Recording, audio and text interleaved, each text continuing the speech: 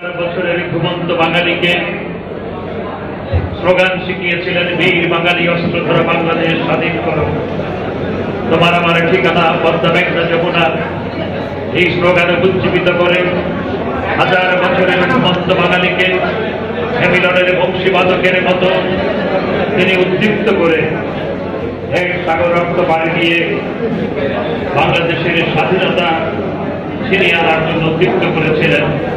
বাঙালি হাজারে হাজারে লাখে লাখে রক্ত দিয়ে জীবনকে হাতের মুঠোয় নিয়ে রণা করে দিয়ে যুদ্ধ করে বাংলাদেশের স্বাধীনতা ছিনিয়ে এনেছিল।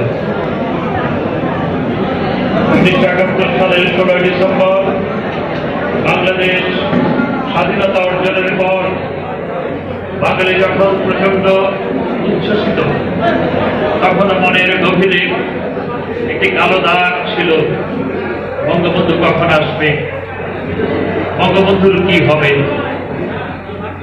এবং যেদিন 8ই জানুয়ারি 1972 সালে বঙ্গবন্ধু মুক্তি লাভ করলেন, সেদিন বাঙালি উল্লাসে ফেটে পড়েছিল। আর আমাদের স্বাধীনতা সেদিনেই পূর্ণতা পেয়েছিল। 10ই জানুয়ারি 1972 সালে বঙ্গবন্ধু যেদিন বাংলাদেশের মাটিতে পদার্পণ করেছেন। বঙ্গবন্ধু সেদিন এসে প্রথমে পরিবারের কাছে যাননি। বঙ্গবন্ধু সোজা তিনি বিমানবন্দর থেকে পরিবারের সাথে মিলিত হওয়ার জন্য যাননি। বঙ্গবন্ধু বিমানবন্দর থেকে গিয়েছিলেন সরোয়ার্দী উদ্যানে, যেখানে লক্ষ লক্ষ মানুষ বঙ্গবন্ধুকে এক নজর দেখার জন্য, এক পলক দেখার জন্য অধীর আগ্রহে অপেক্ষা করছিলেন। বঙ্গবন্ধু সেখানে ছুটে গিয়েছিলেন এবং কান্না জড়িত কণ্ঠে বলেছিলেন, তোমরা বাংলাদেশকে স্বাধীন করেছ, আমাকে মুক্ত করে এনেছ, যদি প্রয়োজন হয় আমি এই রক্তদানের, এই আত্মদানের প্রতিদান দিব, আমার বুকের রক্ত দিয়ে আমি আমার এই বাঙালির আত্মদানের, রক্তদানের প্রতিদান দিব। সেদিন কেউ ভাবেনি বঙ্গবন্ধুকে 1975 সালে 15 আগস্ট হত্যা করা হবে। বঙ্গবন্ধুকে 1975 সালের 15 আগস্ট যারা স্বাধীনতা চায়নি, যারা বাংলাদেশের অভ্যুদয় চায়নি, যেই পাকিস্তানি শক্তির দোসরেরা, দেশীয় দোসরেরা বাংলাদেশের স্বাধীনতা চায়নি, যে আন্তর্জাতিক শক্তি বাংলাদেশের অভ্যুদয়ের বিরোধিতা করেছে, বাংলাদেশের স্বাধীনতার বিরোধিতা করেছে, তারা ষড়যন্ত্রের মাধ্যমে সেদিন বঙ্গবন্ধুকে হত্যা করেছিল। বঙ্গবন্ধু বাঙালির রক্তের ঋণ শোধ করে গেছেন। বঙ্গবন্ধু স্বপ্ন দেখেছিলেন বাংলাদেশকে একটি উন্নত রাষ্ট্রে রূপান্তর করা। বঙ্গবন্ধু বলেছিলেন, জাপান যেমন একটি জনবহুল দেশ, বাংলাদেশও একটি জনবহুল দেশ। তিনি বাংলাদেশকে জাপানের মতো একটি উন্নত দেশে রূপান্তর করার স্বপ্নের কথা বলেছেন। বঙ্গবন্ধু সেই স্বপ্ন পূরণের লক্ষ্যে যুদ্ধ বিধ্বস্ত বাংলাদেশ, যেই বাংলাদেশের 1 কোটি মানুষ ভারতে গিয়ে আশ্রয় গ্রহণ করেছে, যেই বাংলাদেশের আরো 2 কোটি মানুষ দেশের অভ্যন্তরে বাস্তুচ্যুত হয়েছে, সেই ধ্বংসস্তূপের মধ্যে দাঁড়িয়ে বঙ্গবন্ধু সেই মানুষগুলোকে আবার ঘরে ফিরিয়ে এনেছিলেন।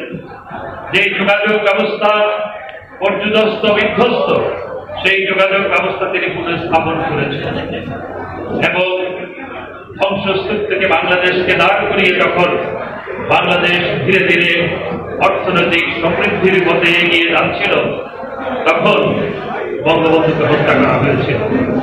1975 সালে যখন বঙ্গবন্ধুকে হত্যা করা হয়, তখন বাংলাদেশের অর্থনৈতিক প্রবৃদ্ধি ছিল 7.4%। আর সে বছর বাংলাদেশ প্রায় খাদ্যে স্বয়ংসম্পূর্ণ হয়ে গেছে।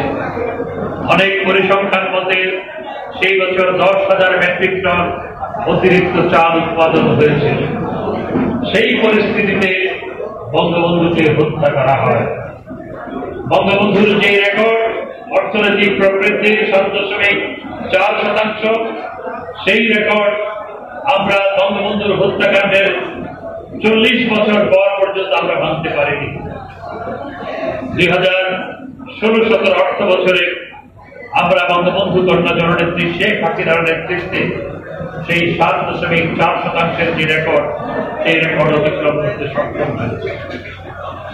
অর্থাৎ বঙ্গবন্ধু যখন বিধ্বস্ত দেশকে পুনর্গঠন করে দেশকে এগিয়ে নিয়ে যাচ্ছিলেন,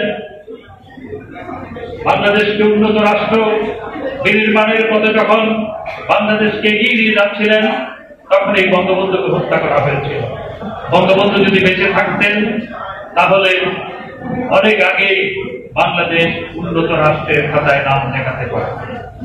দক্ষিণ কোরিয়া, মালয়েশিয়া কিংবা আরো অনেক দেশের অনেক আগেই বাংলাদেশ মতো পৃথিবীর উন্নত রাষ্ট্র। বঙ্গবন্ধু সেই স্বপ্ন পূরণ করে যেতে পারেননি।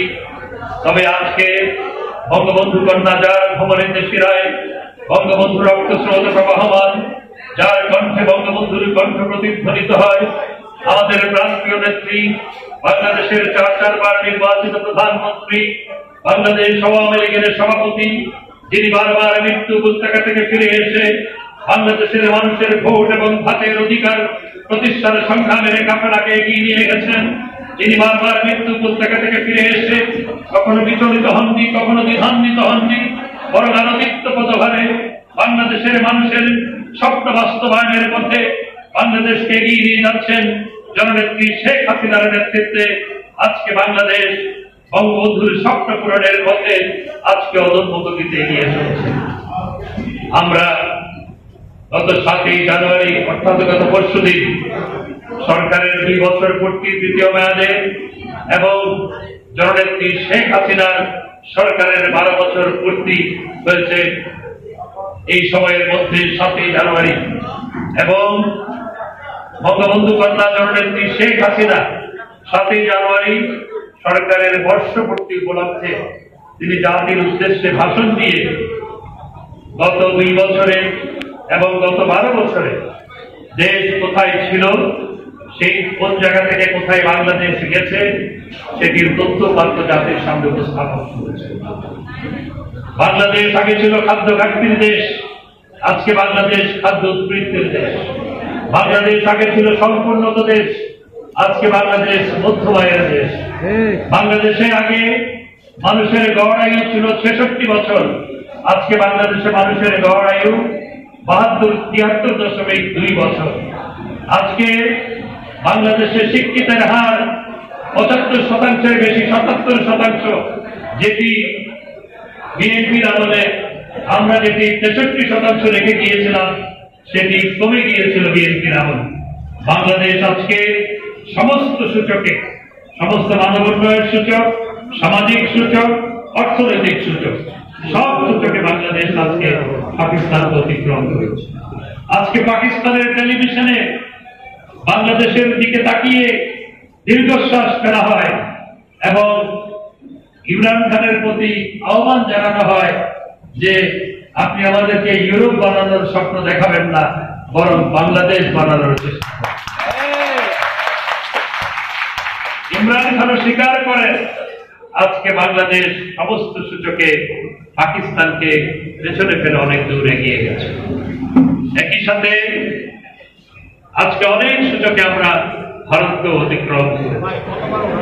এই যে উন্নয়ন অগ্রগতি, সেটির কথাই বলেছেন মাননীয় প্রধানমন্ত্রী জননেত্রী শেখ হাসিনা গত পরশুদিন জাতির উদ্দেশ্যে দেওয়া ভাষণে। আমি দেখলাম গতকাল বিএনপি নেতা রিজভী আহমেদ একটা সংবাদ সম্মেলন করেছে। আমি রিজভী আহমেদ সহ বিএনপি নেতাদের অনুরোধ জানাবো, আপনারা IMF এর রিপোর্ট পড়ুন, বিশ্ব ব্যাংকের রিপোর্ট পড়ুন এবং ওয়ার্ল্ড মনিটরের রিপোর্ট পড়ুন এবং জাতিসংঘের রিপোর্ট পড়ুন, পৃথিবীর দি ইকোনমিস্টের রিপোর্ট পড়ুন। আপনারা, আমি জানি আপনারা শিক্ষিত মানুষ, কিন্তু আপনারা এই রিপোর্টগুলো পড়েন না। যেখানে দারিদ্র্য ছিল 41%, সেটি আজকে 20%-এর নিচে। অতি দারিদ্র্য যেখানে ছিল প্রায় 24%, সেটি আজকে 11% নেমে এসেছে। এই রিপোর্টগুলো ওনারা পড়েন না, ওনারা চোখ থাকতেও অন্ধ, কান থাকতেও বধির, এরকম আচরণ করছেন। আমি অনুরোধ জানাবো যে বিএনপির যে ডাক্তারদের সংগঠন আছে, যে সেই ডাক্তারদের সংগঠনের ডাক্তারদের অনুরোধ জানাবো যে বিএনপি নেতা রিজভী আহমেদ, ফখরুল ইসলাম আলমগীর সাহেব সহ যারা প্রতিদিন মিথ্যাচার করেন, দেশের এই উন্নয়ন অগ্রগতি দেখেন না, তাদের চোখ এবং কানগুলো একটু পরীক্ষা করছে। আজকে বাংলাদেশ এগিয়ে গেছে। বিএনপিকে অনুরোধ জানাবো অন্ধের মতো এবং বধিরের মতো সরকারের সমালোচনা না করে আপনারা আত্মসমালোচনা করুন। বিএনপি নেতা রিজভী আহমেদ এবং বিএনপির মহাসচিব মির্জা ফখরুল ইসলাম আলমগীর মাঝে মধ্যে এখানে এসে বয়সর বাবু, আবার মাঝে মধ্যে প্রেস ক্লাবের সামনে ডক্টর জাহুরুল্লাহ, তারপর মাত্র 2টি আসন, আওয়ামী লীগ 18টি, আওয়ামী লীগের বিদ্রোহীরা 3টি, আর বিএনপি মাত্র 2টি। সুতরাং আত্মসমালোচনা আমরা দেখতে পেলাম যেদিন স্বাধীনতা পূর্ণতা পেয়েছে, অর্থাৎ 10ই জানুয়ারি, সেদিন বিএনপি বিক্ষোভ কর্মসূচি। এই স্বাধীনতা যেদিন পূর্ণতা পেল, বঙ্গবন্ধু যেদিন দেশে ফিরে আসার পর আমাদের স্বাধীনতা পূর্ণতা পেল, সেদিন তারা বিক্ষোভ কর্মসূচি ঘোষণা করা মানে স্বাধীনতার সার্বভৌমত্বের প্রতি অবজ্ঞা করা, এবং তারা যে স্বাধীনতা সার্বভৌমত্বে কতটুকু বিশ্বাস করে সেই নিয়ে যে জনগণের কাছে প্রশ্ন আছে, সেই প্রশ্নের উত্তর দেওয়া এইভাবে আমরা আসলে স্বাধীনতা, অর্থাৎ তারা আসলে স্বাধীনতা সার্বভৌমত্বে পুরোপুরি বিশ্বাস করে। এমন একটি সংগঠন, জননেত্রী শেখ হাসিনা যখন কারাগারে ছিলেন, তারা জননেত্রী শেখ হাসিনার মুক্তির জন্য আন্দোলনে অংশগ্রহণ করেছে। আওয়ামী লীগ খেটে খাওয়া মানুষের দল, আওয়ামী লীগ কৃষক শ্রমিক মেহনতি মানুষের দল। তাই এই আওয়ামী হোক লীগ, আমি মনে করি আওয়ামী লীগের অত্যন্ত একটি গুরুত্বপূর্ণ সংগঠন। আমি জানি আপনাদের অনেক চাওয়া পাওয়া আছে, অনেক দাবি দেওয়া আছে, সেগুলোর ব্যাপারে আমার পক্ষ থেকে অতীতে যেমন সবসময় সহযোগিতা ছিল, ভবিষ্যতেও সেই সহযোগিতা থাকবে। আমি ঢাকা সিটি কর্পোরেশনের 2 মেয়রের সাথে আপনাদের যে দাবি দেওয়াগুলো, সেগুলো নিয়ে কথা বলব, যাতে অহেতুক কোনো হকার হয়রানির শিকার না হয়। এবং আওয়ামী লীগের ভাতৃপ্রতিক সংগঠন হিসাবে স্বীকৃতি পাওয়ার জন্য আপনাদের আবেদন বহুদিনের, আমি আপনাদের আবেদনের সাথে একমত। এটি আমাদের দলের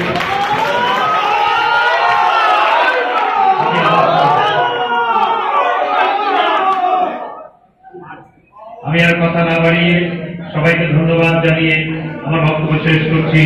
জয় বাংলা।